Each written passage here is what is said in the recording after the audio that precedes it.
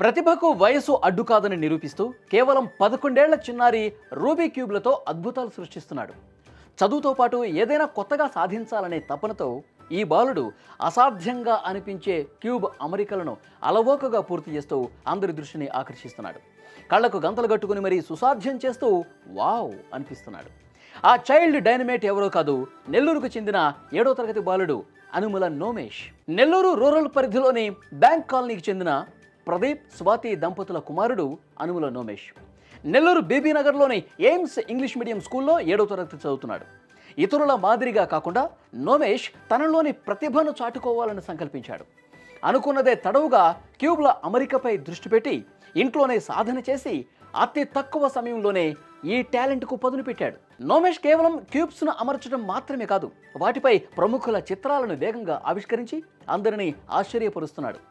August 15న జరిగిన వేడుకల్లో 9 క్యూబులను కేవలం 9 నిమిషాల 34 సెకండ్లలో పూర్తి చేసి తన స్కూల్ ప్రిన్సిపల్ ఫోటోను తయారు చేసి బహుమతిగా అందించాడు.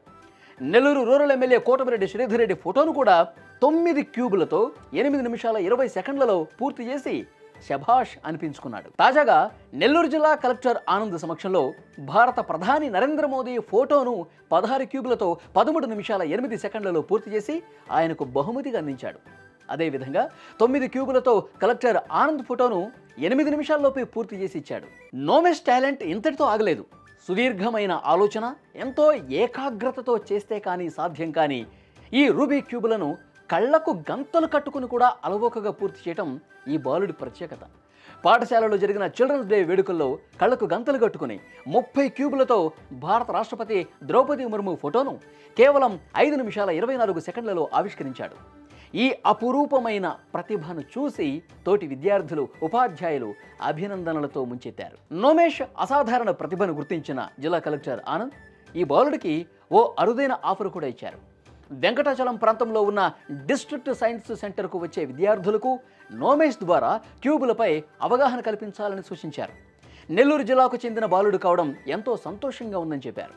ఈ బాలుడిని ఆదర్శంగా తీసుకుని పిల్లలందరూ మంచి కార్యక్రమాలను ఎంపిక చేసుకుని ముందుకెళ్లాలని కలెక్టర్ ఆనంద్ ఆకాంక్షించారు.